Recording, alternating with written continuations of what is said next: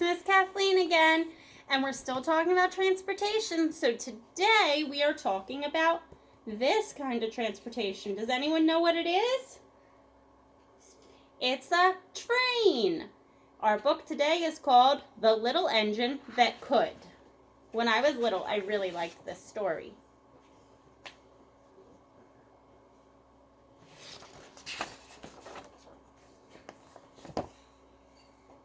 The Little Engine That Could.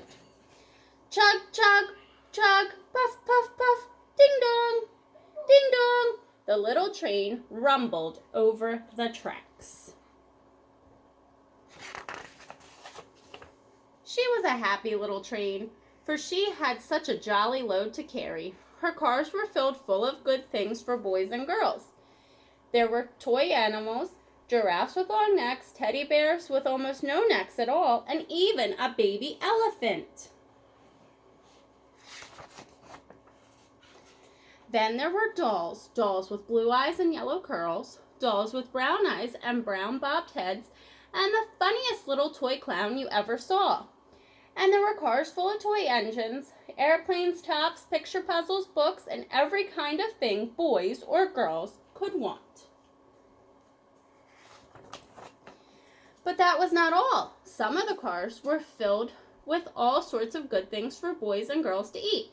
Big golden oranges, red-cheeked apples, bottles of creamy milk for their breakfasts, fresh spinach for their dinners, peppermint drops, and lollipops for after-meal treats. The little train was carrying all of these wonderful things to the good little boys and girls on the other side of the mountain. She puffed along merrily. Then all of a sudden she stopped with a jerk. She simply could not go another inch. She tried and she tried, but her wheels would not turn. What were all of those good little boys and girls on the other side of the mountain going to do without the wonderful toys to play with and the good food to eat? Here comes a shiny new engine, said the funny little clown who jumped out of the train. Let us ask him to help us. So all of the dolls and toys cried out together, "Please, shiny new engine, won't you please pull our train over the mountain? Our engine broke down, and the boys and girls on the other side won't have any toys to play with or good food to eat unless you help us."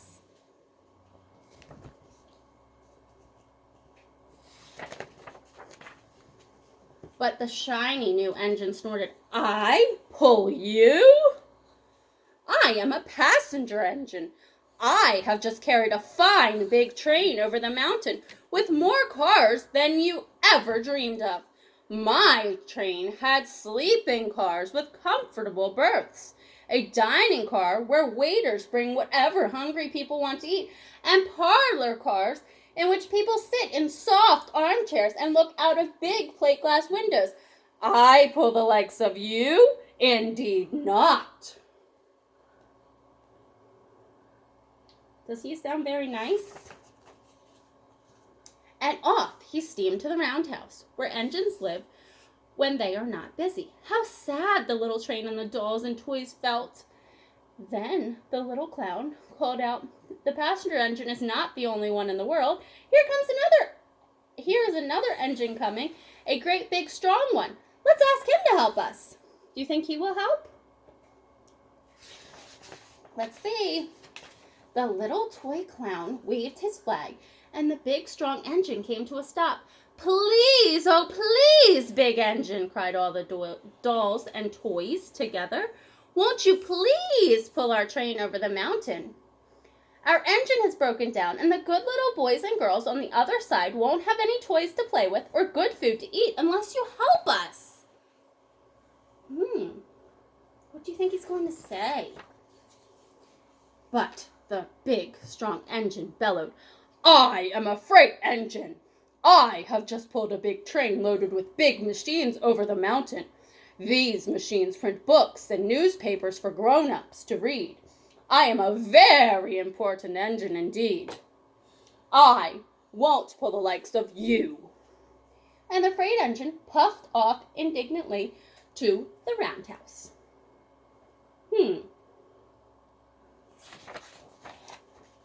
little train, and all of the dolls and toys were very sad. "Cheer up!" cried the little toy clown. "The freight engine is not the only one in the world. Here comes another. He looks very old and tired, but our train is so little, perhaps he can help us." So the little toy clown waved his flag, and the dingy, rusty, old engine stopped. "Please, kind engine," cried all the dolls and toys together, "won't you please pull our train over the mountain? Our engine has broken down, and the boys and girls on the other side won't have any toys to play with or good food to eat unless you help us." But the rusty old engine sighed. "I am so tired.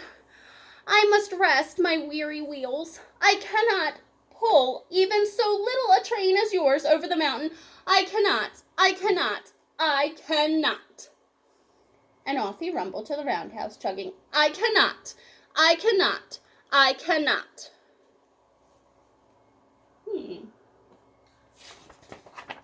Then, indeed, the little train was very, very sad, and the dolls and toys were ready to cry. But the little clown called out, "Here's another engine coming!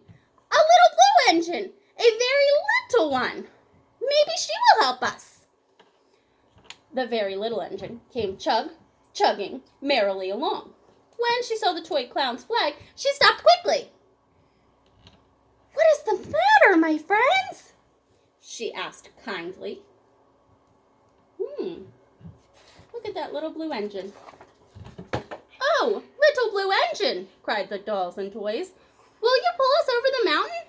Our engine has broken down, and the good boys and girls on the other side won't have any toys to play with or good food to eat unless you help us. Please help us, little blue engine." "I'm not very big," said the little blue engine. "They use me only for switching trains in the yard. I have never been over the mountain." "But we must get over the mountain before the children awake," said all the dolls and toys. The very little engine looked up and saw the tears in the doll's eyes, and she thought of the good little boys and girls on the other side of the mountain who would not have any toys or good food unless she helped. Then she said, I think I can, and she hitched herself to the little train. She tugged and pulled and tugged, and slowly, they started off. The toy clown jumped aboard, and all the dolls and the toy animals began to smile and cheer. Puff, puff, chug, chug, went the little blue engine. I think I can.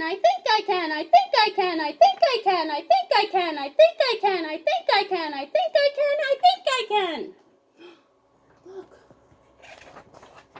Up, faster and faster, the little engine climbed, until at last they reached the top of the mountain. Down in the valley lay the city. Hooray! Cried the funny little clown and all the dolls and toys. The good little boys and girls in the city will be happy because you helped us, kind little blue engine. Look. And the little blue engine smiled and seemed to say as she puffed steadily down the mountain, I thought I could.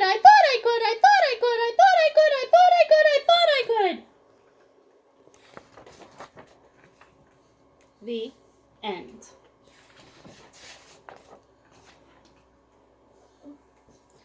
I hope everyone enjoyed this story, and the moral of the story is, if you try your best, sometimes you can do things that you didn't think you could. Thank you for listening to my story, and I hope everyone has a great day. Bye for now.